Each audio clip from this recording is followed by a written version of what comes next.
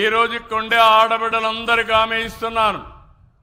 August 15 నుంచి ఉచిత ప్రయాణ సౌకర్యం ఏర్పాటు చేస్తున్నా, ఫ్రీ బస్ ఉంటుందని చెప్పి కూడా మీకు హామీ ఇస్తున్నాను. ఎన్నో కష్టాలున్నాయి, ఇబ్బందులున్నాయి. అందుకే రాబోయే రోజుల్లో నేను చెప్పిన సూపర్ 6లో కార్యక్రమాన్ని ఒకటొకటే చేసుకుంటా వస్తున్నాం. నేను చాలాసార్లు మీకు ఒక విషయం చెప్పాను. నిన్ననే మేము కడపలో ఒక మీటింగ్ పెట్టాం, మహానాడు పెట్టాం. అది కూడా కడపలో పెట్టాం.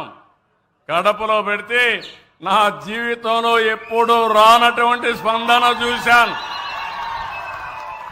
మామూలు స్పందన కాదు. నాకే ఆశ్చర్యం వేసింది.